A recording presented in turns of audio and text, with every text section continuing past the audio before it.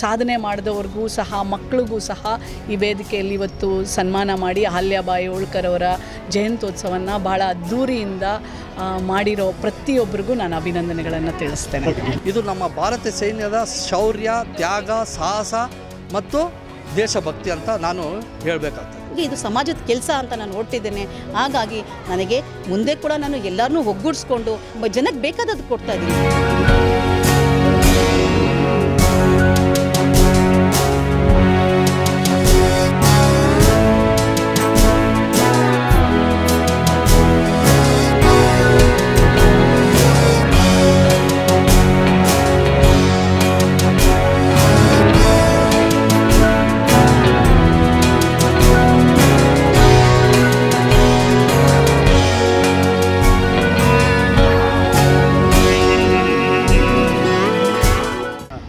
ಅಹಲ್ಯಾಬಾಯಿ ಹೋಳ್ಕರ್ ಅವರ ಒಂದು ಜನ್ಮದಿನೋತ್ಸವವನ್ನು ನಮ್ಮ ಕನಕ ಮಠದ ಹೆಣ್ಮಕ್ಳೆಲ್ಲರೂ ಸೇರಿ, ಮಹಿಳೆಯರು ಮತ್ತು ಎಲ್ಲ ಪುರುಷರು ಸೇರಿ ಇವತ್ತು 501 ಲಿಂಗವನ್ನು ಇಟ್ಟು ವೇದ ಉಪಚಾರ ಮಾಡಿ, ವೇದ ಮಂತ್ರವನ್ನು ಹೇಳಿ ಆ ಲಿಂಗ ಪೂಜೆ ಮಾಡಿ, ನಮ್ಮ ತಿಂತನಿ ಮಠದ ಶ್ರೀ ನಮ್ಮ ಸ್ವಾಮೀಜಿಯನ್ನು ತಿಂತನಿ ಮಠದ ಸಿದ್ದರಾಮಾನಂದಪುರಿ ಸ್ವಾಮೀಜಿಯವರು ದಿವಂಗತ ಅವರನ್ನು ನೆನೆಸ್ತಾ, ಯಾಕಂದರೆ ಅವರು ತುಂಬ ಅಹಲ್ಯಾಬಾಯಿ ಹೋಳ್ಕರ್ ಅವರನ್ನು ನಂಬ್ತಾ ಇದ್ದವರು. ಆದಿಯಲ್ಲಿ ದೇವರನ್ನು ಮುಟ್ಬೋದು ಅಂತಂದರೆ ಈ ಥರ ಎಲ್ಲ ಕಾರ್ಯಕ್ರಮಗಳನ್ನು ಮಾಡಬೇಕು ಅಂಥೇಳಿ ಅವರು ನಡೀತಾ ಇದ್ದಂಥ ದಾರಿಯಲ್ಲಿ ಇವತ್ತು ನಮ್ಮ ಕನಕ ಮಠನೂ ನಡೀತಾ ಇದೆ. ಸೊ ಎಲ್ಲರನ್ನ ಕರೆದು ಇವತ್ತು ಕಾರ್ಗಿಲ್ ವಿಜಯ ದಿವಸ ಇವತ್ತು ಎಷ್ಟೋ ಜನ ಸೈನಿಕರನ್ನೆಲ್ಲ ಕರೆದು ಇವತ್ತು ಆ ತಾಯಿಯ ಜನ್ಮದಿನದಿಂದ ನಮ್ಮ ದೇಶವನ್ನು ಕಾಯ್ದಂಥ ಯೋಧರಿಗೂ ಸಹ ಸನ್ಮಾನ ಮಾಡಿ, ಸಮಾಜದಲ್ಲಿ ಸಾಧನೆ ಮಾಡಿದವ್ರಿಗೂ ಸಹ ಮಕ್ಕಳಿಗೂ ಸಹ ಈ ವೇದಿಕೆಯಲ್ಲಿ ಇವತ್ತು ಸನ್ಮಾನ ಮಾಡಿ ಅಹಲ್ಯಾಬಾಯಿ ಹೋಳ್ಕರ್ ಅವರ ಜಯಂತ್ಯೋತ್ಸವವನ್ನು ಭಾಳ ಅದ್ಧೂರಿಯಿಂದ ಮಾಡಿರೋ ಪ್ರತಿಯೊಬ್ಬರಿಗೂ ನಾನು ಅಭಿನಂದನೆಗಳನ್ನು ತಿಳಿಸ್ತೇನೆ. ಇವತ್ತು ನಾವು 26 ಜುಲೈ ಕಾರ್ಗಿಲ್ ವಿಜಯೋತ್ಸವ ಆಚರಣೆ ಮಾಡ್ತೀವಿ. ಇದು ವಿಜಯ್ ದಿವಸ ಅಂಥೇಳಿ ನಾವು ಪೂರ್ತಿ ದೇಶದಲ್ಲಿ ಇದು ಕಾರ್ಗಿಲ್ ವಿಜಯ್ ದಿವಸವನ್ನು ನಾವು ಹಮ್ಮಿಕೊಂಡಿದ್ದೀವಿ. ಇದು ಏನಂದರೆ, ಈ ಪಾಕಿಸ್ತಾನ ಏನು ಮಾಡಿದರು, ದುಷ್ಟ ಪಾಕಿಸ್ತಾನ ಅಂತ ಹೇಳ್ಬೋದು, ಅವರು ನಮ್ಮ ಶ್ರೇಣಿಗಳನ್ನೆಲ್ಲ ಈ ಚಳಿಗಾಲದಲ್ಲಿ ಹೋಗಿ ಅದನ್ನು ಅಲ್ಲಿ ಆಕ್ಯುಪೈ ಮಾಡಿದರು. ಸುಮಾರು ಕಾರ್ಗಿಲ್ಲಿಂದ ಹಿಡಿದು ದ್ರಾಸು ಮತ್ತು ಟೊಲೋಲಿಂಗು, ಟೈಗರ್ ಹಿಲ್ಲು ಮತ್ತು ಮುಸ್ಕೋ ವ್ಯಾಲಿ, ಬಟಾಲಿಕ್ಕು ಆ ಪ್ರದೇಶಗಳಲ್ಲೆಲ್ಲ ಇವರು ವಶ ಮಾಡ್ಕೊಂಡಿದ್ರು. ಇವೆಲ್ಲವೂ 15,000ದಿಂದ 18,000 ಅಡಿ ಎತ್ತರದಲ್ಲಿರುವಂಥ ಶ್ರೇಣಿಗಳು, ಪರ್ವತಗಳು. ಸೊ ಆಗ ನಮಗೆ ಅಲ್ಲಿ ಮೇ ತಿಂಗಳಲ್ಲಿ, ಮೊದಲನೇ ವಾರ ಮೇ ತಿಂಗಳಲ್ಲಿ ನಮಗೆ ಒಂದು ಮಾಹಿತಿ ಸಿಕ್ತು. 1999ನಲ್ಲಿ 1999ರಲ್ಲಿ ಮೇ ಫಸ್ಟ್ ವೀಕ್ನಲ್ಲಿ ನನಗೆ ಹಿಂಗೆ ಇಲ್ಲಿ ಏನೋ ಒಂದು ಆಕ್ರಮವಾಗಿ ಪಾಕಿಸ್ತಾನವರು ಮಾಡಿದ್ದಾರೆ ಅಂಥೇಳಿ. ಆಗ ನಮ್ಮ ಒಂದು ಸಣ್ಣ ಒಂದು ಪೆಟ್ರೋಲಿಂಗ್ ಪಾರ್ಟಿ ಹೋಯ್ತಲ್ಲಿ. ಅದು ಸೌರಭ್ ಕಾಲ್ಯಾ ಮತ್ತು ಇನ್ನೊಂದು 5 ಜನ. ಸೌರಭ್ ಕಾಲ್ಯಾ ಆಫೀಸರ್ ಆಗಿದ್ದರು, ಲೆಫ್ಟಿನೆಂಟ್ ಸೌರಭ್ ಕಾಲ್ಯಾ. ಅವರು ಆಗ ಪಾಕಿಸ್ತಾನವರು ಇವ್ರನ್ನೆಲ್ಲ ವಶ ಪಡ್ಕೊಂಡು ಅವರ ಕಣ್ಣುಗಳು ತೆಗೆದು, ಕೈ ಕಾಲು ತೆಗೆದು, ಬೆರಳುಗಳನ್ನು ತೆಗೆದು ಹೀನೆಯಾಗಿ ಅವ್ರನ್ನ ಕೊಲ್ಲಿ ಅವ್ರನ್ನ ಅಲ್ಲಿ ಬಿಟ್ಬಿಡ್ತಾರೆ. ಆಗ ನಮಗೆ ಗೊತ್ತಾದಾಗ ದೆನ್ ವಿ ವೇಸ್ಡ್ ಎ ವಾರ್. ಇದು 30,000 ಜನ ಸೈನಿಕರು ನಾವು ಡಿಪ್ಲಾಯ್ಮೆಂಟ್ ಆಗಿರ್ತೀವಿ ಇಲ್ಲಿ ಕಾರ್ಗಿಲ್ ಯುದ್ಧದಲ್ಲಿ. ಇದು ಸುಮಾರು 3 ತಿಂಗಳು ಸತತವಾಗಿ ಈ ಯುದ್ಧ ಆಗುತ್ತೆ. ಇಲ್ಲಿ ನಮಗೆ ಪ್ರಾಬ್ಲಮ್ ಏನಾಯ್ತಂದರೆ, ಚಳಿಗಾಲ -15 ಡಿಗ್ರೀಸ್ ಟು -20 ಡಿಗ್ರೀಸ್ ಅಷ್ಟು ಚಳಿ, ಶೀತ ಚಳಿ. ಮತ್ತು ನೀವು ಬೇಕಾದರೆ ಫೈರಿಂಗ್ ಮಾಡಬೇಕಂದ್ರೆ ಕೂಡ ಬರಳು ಆ ಟ್ರಿಗರ್ನಲ್ಲಿ ಹೋಗಲ್ಲ, ಬರಳು.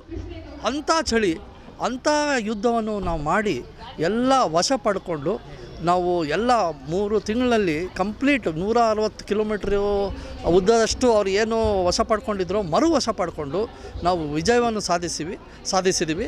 ಇದು ನಮ್ಮ ಭಾರತೀಯ ಸೈನ್ಯದ ಶೌರ್ಯ, ತ್ಯಾಗ, ಸಾಹಸ ಮತ್ತು ದೇಶಭಕ್ತಿ ಅಂತ ನಾನು ಹೇಳಬೇಕಾಗ್ತದೆ. ನನ್ನ ನನ್ನ ಹೆಸರು ಕಲ್ಲಲ್ ಮಲ್ಲಿಕಾರ್ಜುನ್, ರಿಟೈರ್ಡ್. ಕಬ್ಬಿಣದ ಕಳ್ಳೆ ಅಂತಾರಲ್ಲ ಕಡಲೆ ಅಂತೇಳಿ ಅಷ್ಟೇ ಕನಿಷ್ಠ ತುಂಬ ಗಟ್ಟಿಯಾಗದ್ದು. ನೀವು ಹೇಳ್ದಂಗೆ ಅಷ್ಟು ಸುಲಭದಲ್ಲ. ಬಟ್ ಅದೇ ನನಗೆ ಒಂದು ಏನು ಗೊತ್ತಾ, ನಮ್ಮ ಒಂದು ಕೆಲಸಗಳನ್ನು ಮಾಡ್ತಾ ಹೋದಾಗ ಯಾವುದೋ ನಾವು ಸಕ್ಸಸ್ಸಿಗೆ ತೋರಿಸಿದಾಗ, ಮತ್ತು ಈಗ ನಾನು ಹೇಳ್ತಾ ಇದ್ದೆ, ನಾನು ಅಂದ್ಕೊಂಡ್ರೆ ಸಾಮಾಜಿಕವಾಗಿ ಕೊಡುವಂಥ ಕಾರ್ಯಕ್ರಮ. ಹಾಗಾಗಿ ನೀವು ಇವಾಗ ನೋಡಿ, ಗ್ಯಾರಂಟಿ ಯೋಜನೆ ಆಗ್ಬೋದು, ಯಾವಾಗ ಫಲಾನುಭವಿಗಳು ನಿಮಗೆ ಅದರದ್ದು ಅಗತ್ಯ ಇದೆ ಅನಿಸ್ತು, ಹಾಗಾಗಿ ಕಾರ್ಯಕ್ರಮ ಸಕ್ಸಸ್ ಆಯಿತು. ಹೌದು ಅಲ್ವೋ? ಹಾಗಾಗಿ ಇಲ್ಲೂ ಕೂಡ ಈ ಕಾರ್ಯಕ್ರಮದೆಲ್ಲ ಸಮಾಜಕ್ಕೆ ಅಗತ್ಯವಾಗಿರೋ ಕಾರ್ಯಕ್ರಮ. ಹಾಗಾಗಿ ಈ ಕಾರ್ಯಕ್ರಮಗಳು ಖಂಡಿತವಾಗೂ ಯಶಸ್ವಿಯಾಗುತ್ತೆ ಮತ್ತು ನನ್ನ ನಿಟ್ಟಿನಲ್ಲಿ ನನಗೆ ಪ್ರೋತ್ಸಾಹವೂ ಸಿಗುತ್ತೆ ಅಂಥೇಳಿ ನನ್ನ ಅಚಲವಾದ ನಂಬಿಕೆ. ಮತ್ತು ನನ್ನ ಗುರುಗಳು ಕೂಡ ಅದೇ ಒಂದು ಹಾದಿಲಿ ನಡೆದಂಥವ್ರು.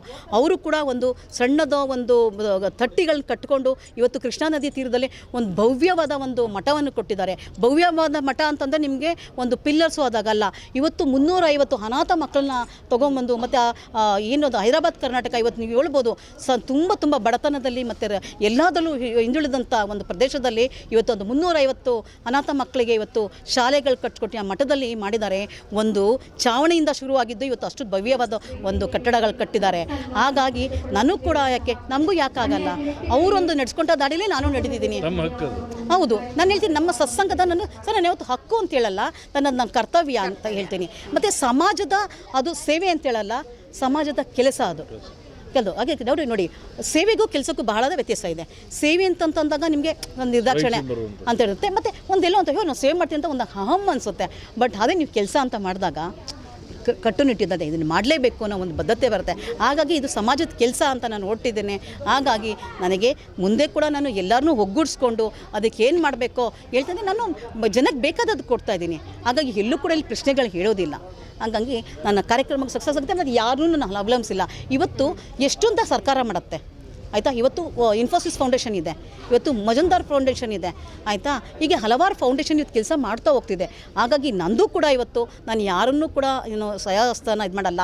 ನಮ್ಮ ಒಂದು ಸತ್ಸಂಗದ ಮತ್ತು ನಮ್ಮ ಒಂದು ಸಮಾಜದಲ್ಲಿ ಕೂಡ ಆ ಮುಖಾಂತರ ಅದೊಂದು ಕೆಲಸದ ಅಗತ್ಯ ಇದೆ ಅಂತಂಗ ಹಣಗಳನ್ನಾಗಲಿ ಬೇರೆದಾಗಲಿ ಶಕ್ತಿಗಳನ್ನಾಗಲಿ ಕ್ರೋಢೀಕರಿಸ್ಕೊಂಡು ನಾನು ಹೋಗ್ತೀನಿ ಅಂತೇಳಿ ನನಗೆ ಒಂದು ಶ್ರೀಗಳ ಅಚಲವಾದ ನಂಬಿಕೆ ಮತ್ತು ಅವರ ಒಂದು ಆಶೀರ್ವಾದ ನಮ್ಮಲ್ಲಿದೆ.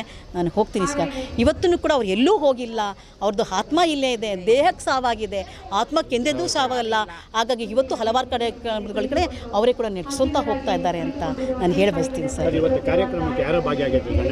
ಸರ್, ಗಣ್ಯ ವ್ಯಕ್ತಿದಲ್ಲಿ ಇವತ್ತು ವಿನಯ್ ಕುಮಾರ್ ಸರ್ ಆಗಿದ್ದರು, ಮತ್ತು ನಮ್ಮ ಹಾಲ್ಯಬಾಯಿ ಅಂತಲೇ ಹೇಳ್ಬೋದು ನಾವು ಸಮಾಜಕ್ಕೆ ಇವತ್ತು ಆ ಥರ ಕಾರ್ಯಗೈದಂಥ ನಮ್ಮ ನಾಗಲಕ್ಷ್ಮಿ ಚೌಧರಿ ಅಮ್ಮವರು ಆಗಿದ್ದರು, ಮತ್ತು ಸುರೇಶ್ ಅಣ್ಣ ಅವರು, ಸುರೇಶ್ ಮಳ್ಳಳ್ಳಿ ಅವರು ಭಾಗವಹಿಯಾಗಿದ್ದರು, ಮತ್ತು ರಾಜಶೇಖರ್ ದೊಡ್ಡಣ್ಣ ಅವರು ಬಂದು ಯುವ ಸಂಘಟನೆಯ ಅಧ್ಯಕ್ಷರು. ಮತ್ತು ಈಗಾಗಲೇ ಹಲವಾರು ಕಾರ್ಯಕ್ರಮಗಳಲ್ಲಿ ಈ ಥರ ಹೇಳಿದ್ನಲ್ಲ, ಸಮಾಜದ ಕಾರ್ಯಕ್ರಮದಲ್ಲಿ ಮುಂಚೂಣಿಯಂತಿರೋರು ಅಂಥವ್ರನ್ನೆಲ್ಲನೂ ಕೂಡ ನಾನು ಇವತ್ತು ಇನ್ವೈಟ್ ಮಾಡ್ತಿದ್ದೆ. ಮತ್ತು ಪ್ರಭಾವತಿಯವರು ಬಂದಿದ್ದರು, ಮತ್ತು ನಮ್ಮ ಹಾಲ್ಯಾಬಾಯಿ ಹೇಳ್ಕೋರು ಮಂಡ್ಯದಿಂದ ಬಹಳ ಹೆಣ್ಮಕ್ಳು ಲೈಕ್ ಸಾವಿತ್ರಮ್ಮ ಅವರು ಎಕ್ಸ್ MLA ಸಾವಿತ್ರಮ್ಮ ಅವರು ಬಂದಿದ್ದರು, ಮತ್ತು ಅವ್ರ ತಂಡದಿಂದ ಕೇರ್ಪಡೆ ಲೋಲಾಕ್ಷಿ ಅವರು ಬಂದಿದ್ದರು. ಹೀಗೆ ಹಲವಾರು ವ್ಯಕ್ತಿಗಳು ಬಂದಿದ್ದರು ಸರ್. ಮತ್ತು ನನ್ನ ಇದು ಕಾರ್ಯಕ್ರಮದಲ್ಲಿ ಹೆಚ್ಚಿಗೂ ಸಾಮಾಜಿಕವಾಗಿ ಕೆಲಸ ಮಾಡ್ತಾ ಇರೋವಂಥವ್ರೇ ನಾನು ಒಕ್ಕಿಕೊಟ್ಟು ಅಂಥವ್ರನ್ನೇ ನಾನು ಮತ್ತೆ ಗುರುತಿಸಿದ. ಮತ್ತು ಇದು ಇವತ್ತೂ ಕೂಡ ಏನು ಸ್ವಸಹಾಯ ಸಂಘಗಳಿದೆಯಲ್ಲ ಅವರು ಮತ್ತು NGOs ಇದರಲ್ಲಿ ಪಾಲ್ಗೊಂಡಿದ್ದಾರೆ ಅಂತ ನಾನು ಹೇಳೋದು ಹೆಮ್ಮೆ ಅನಿಸುತ್ತೆ ಸರ್. ನನ್ನ ಹೆಸರು ವಿಜಯಕುಮಾರಿ ಆರ್ ಗೌಡ. ನಾನು ಇದಕ್ಕೆ ಫೌಂಡರ್ ಪ್ರೆಸಿಡೆಂಟ್ ಆಫ್ ನಮ್ಮ ಸಿದ್ಧಾನಂದ ಮಹಾಸ್ವಾಮಿಗಳ ಸತ್ಸಂಗದ ಸೇವಾ ಮಂಡಳಿಗೆ ನಾನು ಸೇವೆ ಮಾಡ್ತಾಯಿದ್ದೀನಿ ಸರ್.